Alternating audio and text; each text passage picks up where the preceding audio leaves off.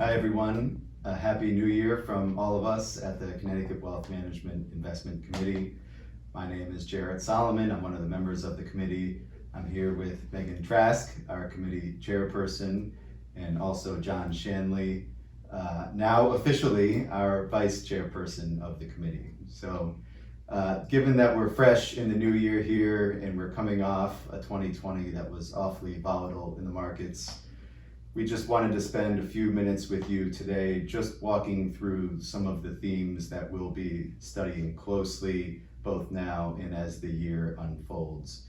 I think it's fair to say that the market is awfully dynamic these days, and there's a whole host of variables that we're monitoring pretty closely. The three that we'll focus on today center around the political landscape, yields in the bond world, and also valuations across the investable universe. So Megan, you want to touch on some of those?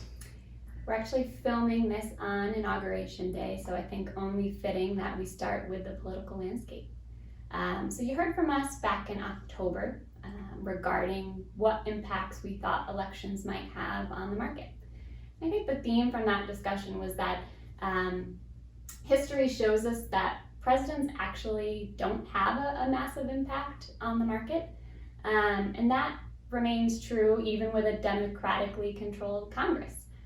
In fact, if we look back through history, when a Democratic president sat in office and a democratically controlled Congress was in place, markets returned, or stocks returned on average around 13%. But that's history, and here we sit today. Even if we look at some of the policies that have been proposed by this Biden administration, I think we see some policies that could be perceived to be market friendly, such as increased stimulus for businesses and for individuals, increased infrastructure spending, and improved relations with our partners abroad. So that should have a favorable impact on foreign policy and trade. Of course, there are some regulations that have been proposed that might not be so market friendly, like tax increases, like increased regulation. But at the end of the day, we do think any impacts from these regulations would be pretty short-term in nature. And again, we might sound like a broken record on this front, but good companies learn how to navigate in any environment. So we think that principle holds true in this environment as well. I think it's also important to think about the markets in terms of how they can take this information and put it in prices.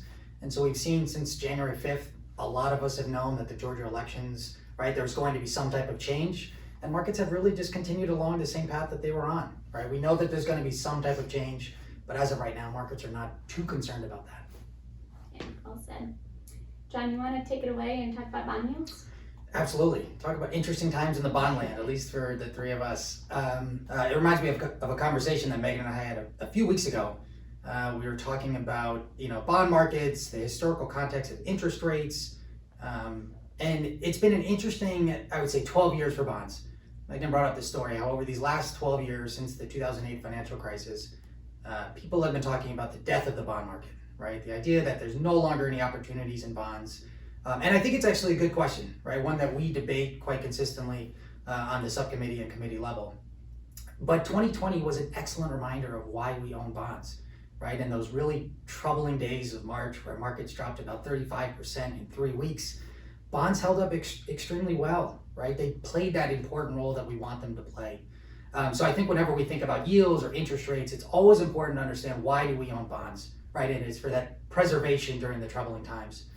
Now back to the specific question about yields, it's true, right? Yields are incredibly low. I just looked before we started this, and the 10-year U.S. government yield is at 1.1%. So, there's not much there, right?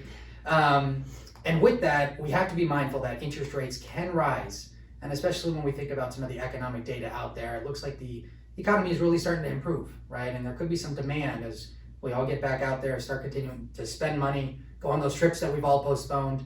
So if interest rates do rise, that can pose challenges for a bond investor. So what have we done? We've continued to do the same thing we've done for 3, 4, 5 years now. We own really high quality bonds. We're not taking any crazy risks with our bond portfolio. And more importantly than anything, we're also staying pretty short in our duration. If interest rates do rise, we want that bond portfolio to stay consistent and stay where we want it to be. And we feel really high, have a high conviction in where our bond portfolios are situated today. Who knows where interest rates are going to go in truth, but we feel like we have a bond mix today that's well aligned for various environments. That's helpful, thanks, John. So I think the third theme we wanted to talk about today is stock valuations. So one of the most common metrics that we use to try to determine whether a stock is trading at a fair price is the price to earnings ratio. And if we look at this PE ratio, the price to earnings ratio, for the S&P 500, for kind of stocks at large, they look a little expensive. The PE ratio is trading above historical averages.